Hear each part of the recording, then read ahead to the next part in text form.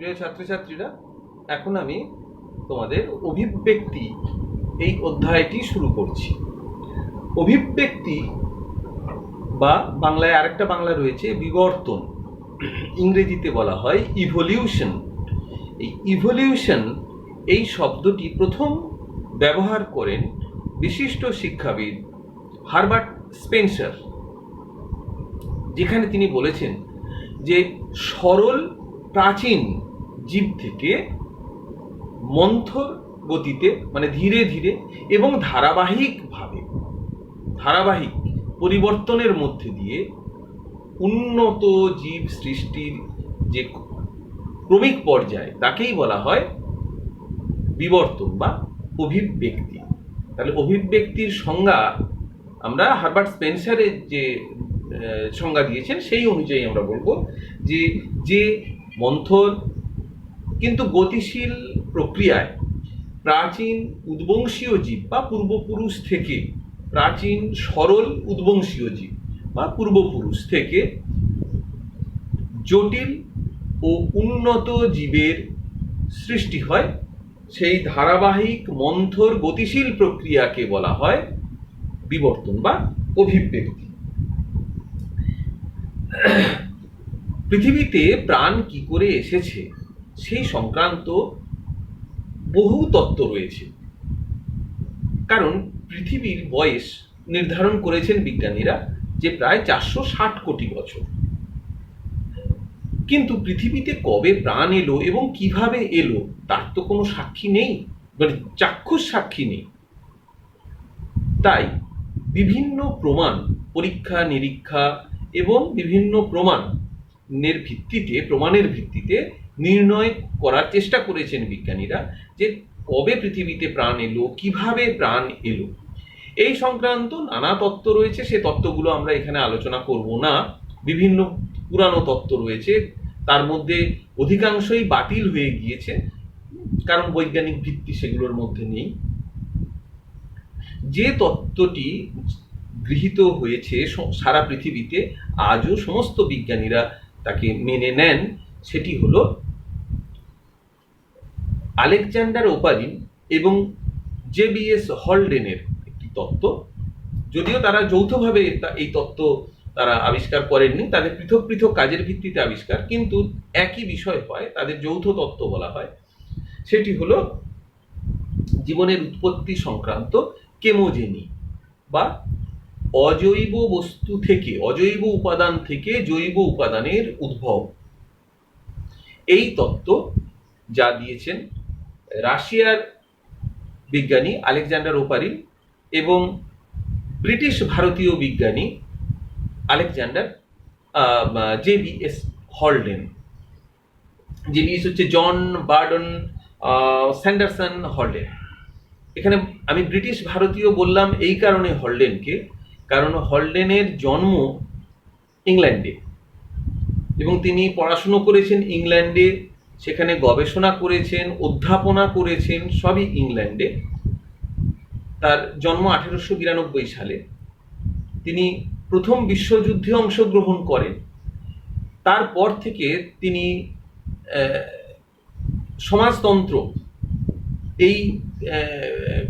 সমাজতন্ত্রে বিশ্বাস তার হয় এবং তিনি মনে করেন যে ইংল্যান্ড তার জন্য উপযুক্ত জায়গা নয়। তিনি ভারতবর্ষ সম্বন্ধে অত্যন্ত আগ্রহী হয়ে পড়েন এবং তিনি মনে করেছিলেন যে তার যে স্বপ্ন ছিল, রাজনৈতিক দর্শন ছিল, সেটা ভারতবর্ষের মাটিতে থেকে হয়তো সফল তিনি করতে পারবেন, এই তার বিশ্বাস ছিল। এবং তিনি 1956 সালে চলে আসেন ভারতে এবং এখানে এসে তিনি ইন্ডিয়ান স্ট্যাটিস্টিক্যাল ইনস্টিটিউট কলকাতায়, যা আচার্য প্রশান্ত চন্দ্র মহলানবিশ প্রতিষ্ঠিত ইন্ডিয়ান স্ট্যাটিস্টিক্যাল ইনস্টিটিউট, তিনি তার প্রধান হিসেবে বেশ কিছুদিন ছিলেন। পরে বিভিন্ন কারণে তার মতান্তর হয় এবং তিনি পরে উড়িষ্যাতে চলে যান, ভুবনেশ্বরে। ওখানেও স্ট্যাটিস্টিক্যাল ইনস্টিটিউট যে তৈরি হয়েছিল, গবেষণা কেন্দ্র, তিনি তার দায়িত্ব নিয়ে সেখানে ছিলেন এবং আমৃত্যু সেখানে ছিলেন। 1964 সালে তিনি ভারতবর্ষেই পরলোক গমন করেন এবং এর মধ্যে 1961 সালে তিনি ভারতের নাগরিকত্ব নেন। ফলে তিনি কিন্তু মনে প্রাণে ভারতীয় হয়ে গিয়েছিলেন। তিনি পোশাক আশাক পরিধান করতেন, তিনি ভারতীয়, এবং তিনি হিন্দু ধর্মের প্রতিও শোনা যায় তিনি অত্যন্ত আকৃষ্ট হয়েছিলেন, বিশেষ করে ভারতীয় হিসেবে তিনি হতে চেয়েছিলেন। তিনি ভারতে মৃত্যুবরণ করেন। এবং আরেকটা গুরুত্বপূর্ণ কথা তার সম্বন্ধে বলি, যে মৃত্যুর পর চিকিৎসায় গবেষণার জন্য যে দেহদান করার যে প্রচলন ভারতবর্ষে চালু হয়, সারা পৃথিবীতে আগেই চালু হয়েছে নানা দেশে, ভারতবর্ষে যে চালু হয় তার পথিকৃৎ ছিলেন জেবিএস হলডেন। তিনি হলেন দ্বিতীয় ভারতীয় যার দেহ মৃত্যুর পর দান করা হয়, এবং তার দেহ সংরক্ষিত হয় কাকিনাড়ার একটি সরকারি হাসপাতালে, এবং তা আজও সংরক্ষিত আছে গবেষণার জন্য। যাই হোক, তাহলে এই জেবিএস হলডেন এবং আলেকজান্ডার ওপারেনের যে তত্ত্ব, সেই তত্ত্বটি আমরা এখানে আলোচনা করব, যে কেমোজেনি, অর্থাৎ কিভাবে প্রাণের সৃষ্টি হলো। পৃথিবীতে যখন পৃথিবী সৃষ্টি হলো আজ থেকে 460 কোটি বছর আগে, তখন পৃথিবীর যে চেহারা ছিল সে চেহারা কেউ দেখিনি, কিন্তু আমরা অনুমান করতে পারি। কেন না, যেহেতু এই মহাবিশ্বে সূর্য যে সৌরজগতেরই অংশ এগুলো, তাহলে সৌরজগৎ যে অবস্থায়, সূর্য যে অবস্থায় রয়েছে, কিংবা অন্যান্য অনেক গ্রহ যে পৃথিবীর সঙ্গে একই সঙ্গে সৃষ্টি হয়েছিল, তারা যেমন শনি, বৃহস্পতি, অন্যান্য গ্রহ ইউরেনাস, নেপচুন, তারা যে অবস্থাতে রয়েছে, কিংবা সৌরজগতের বাইরে আরও অনেক এইরকম নক্ষত্র গ্রহ রয়েছে যাদের প্রাচীন অবস্থাটা আমরা বুঝতে পারি যে প্রথম অবস্থায় কেমন থাকে, তাহলে পৃথিবীতেও সেই রকমই অবস্থা ছিল, পরিবর্তিত অবস্থায় এখন এসেছে 460 কোটি বছর ধরে। সেই প্রাচীন পৃথিবীতে তখন তো গ্যাস পিণ্ড, তোমরা জানো, সেই গ্যাস পিণ্ডের মধ্যে ছিল কার্বন, হাইড্রোজেন, নাইট্রোজেন ইত্যাদি। এগুলো মুক্ত পরমাণু অবস্থায় ছিল, মুক্ত পরমাণু, কারণ অত উচ্চ তাপমাত্রায় কখনো অণু গঠিত হয় না। তারপর ধীরে ধীরে প্রায় 100 কোটি বছর ধরে পৃথিবী শীতল হলো। তার ফলে তৈরি হলো পৃথিবীতে অজৈব অণু, বিভিন্ন অজৈব অণু তৈরি হতে লাগলো। প্রথমে অণু ছিল না, পরমাণু, তারপর সেগুলো অণু হতে লাগলো। প্রায় 100 কোটি বছর আগে এই অণু হতে লাগলো।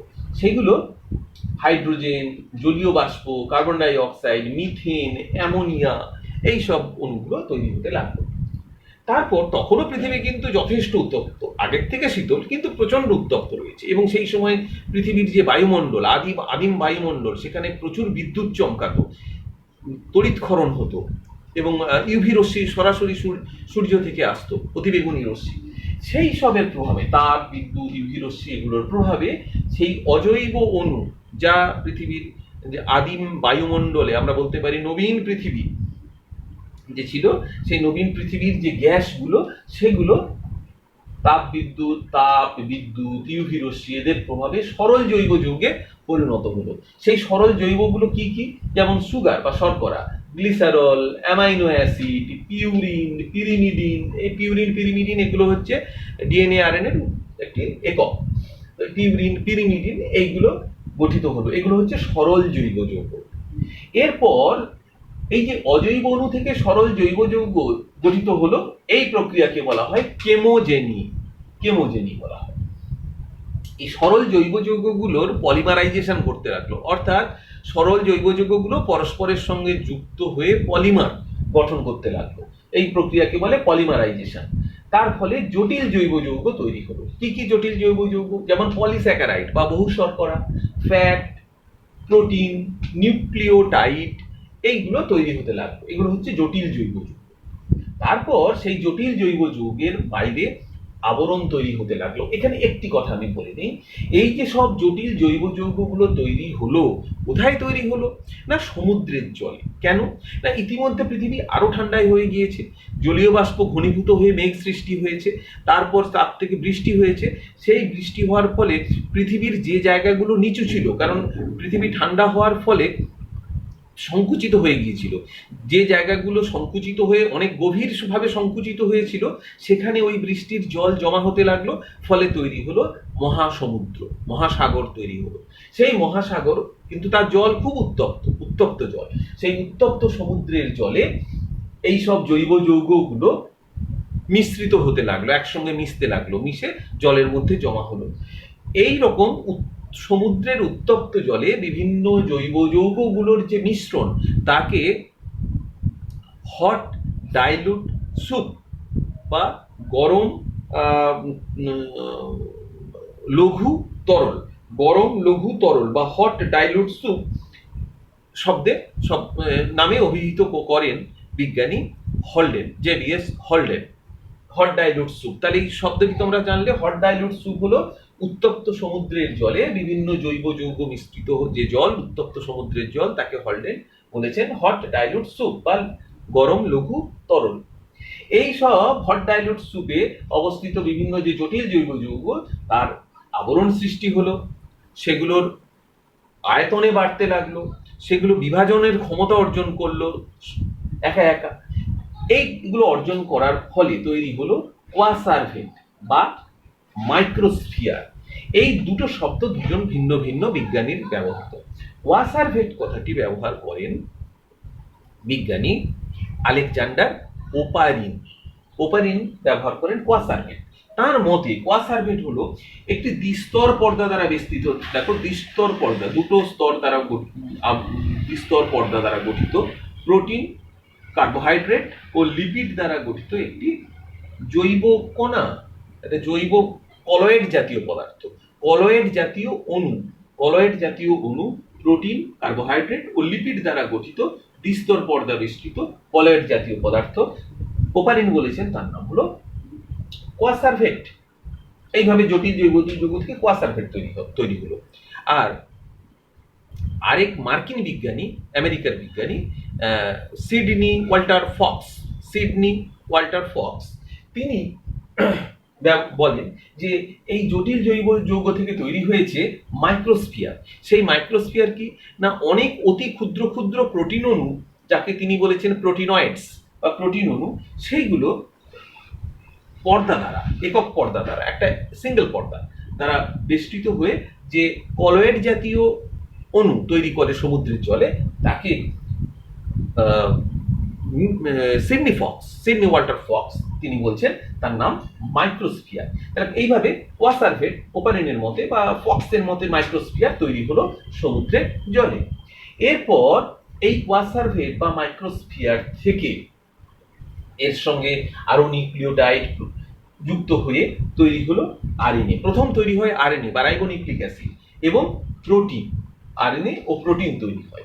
এই আরএনএ থেকেই তৈরি হয় আবার ডিএনএ, ডিঅক্সিরাইবোনিউক্লিক অ্যাসিড। তারপর সেগুলো সমুদ্রের জলে আরএনএ, প্রোটিন, ডিএনএ এরা যুক্ত হয়ে প্রথম তৈরি হয় আদিম কোষ, যারা বিভাজনে সক্ষম এবং যারা পরভোজী, পরভোজী বা কেমো হেটেরোট্রপিক বা রসায়ন পরভোজী, এইরকম আদিম কোষ গঠিত হয় সমুদ্রের জলে, যাকে বলা হয় প্রোটোসেল বা প্রোটোবায়ন্ট। প্রোটোসেল বা প্রোটোবায়ন্ট। আর এই প্রোটোসেল বা প্রোটোবায়ন্ট থেকেই তৈরি হয় প্রোক্যারিওটিক কোষ বা আদি কোষ। এইভাবে প্রায় প্রোক্যারিওটিক কোষ তৈরি হয় সমুদ্রের জলে প্রায় আজ থেকে 250 কোটি বছর আগে। এইভাবে সমুদ্রের জলে দীর্ঘ পরিবর্তনের মধ্যে দিয়ে সমুদ্রের জলে তৈরি হয় প্রাণ, সৃষ্টি হয় সমুদ্রের জলে। তারপর সেই প্রোক্যারিওটিক কোষ থেকে ধারাবাহিকভাবে কোটি কোটি বছর ধরে পরিবর্তনের মধ্যে দিয়ে এসেছে উন্নত আর সর্বোন্নত জীব, আমরা মানুষ, এবং সর্বোন্নত উদ্ভিদরাও এসেছে একইভাবে। তো এটাকে আমরা বলি বায়োজেনি, অর্থাৎ অনুন্নত জীব থেকে উন্নত জীবের সৃষ্টির যে পর্যায়, সেটাকে বলা হয় বায়োজেনি। সেটা আমরা পরে আলোচনা করব। আজকে তাহলে আমরা যে বিষয়টা আলোচনা করলাম, যে জীবনের উৎপত্তি কিভাবে হয়েছে, আশা করি তোমরা বুঝতে পেরেছো। এর থেকে কয়েকটি প্রশ্ন দিচ্ছি, যেগুলো তোমরা অবশ্যই লিখবে। এটা হচ্ছে, লিখে নাও যে অভিব্যক্তি কাকে বলে, হট ডাইলুট স্যুপ কি,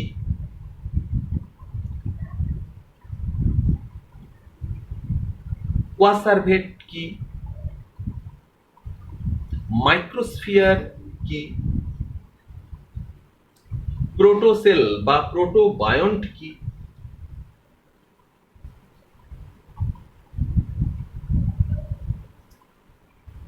আদিম পৃথিবীর বায়ুমণ্ডলে কোন গ্যাস ছিল না। লক্ষ্য করলে দেখলেই বুঝবে, যা এখন আছে অথচ অতীতে ছিল না, খুব প্রয়োজনীয় একটি গ্যাস। আমি উত্তর বলেও দিচ্ছি, অক্সিজেন। আদিম পৃথিবীতে এটা ছিল না, পরে সৃষ্টি হয়েছে। উদ্ভিদ সৃষ্টি বা ব্যাকটেরিয়া, সমুদ্রের জলে ব্যাকটেরিয়া, শৈবাল এরা সৃষ্টি হওয়ার পরেই এটা তৈরি হয়েছে। আর কেমোজেনি কি? ইভলিউশন শব্দটি প্রথম কে প্রবর্তন করে?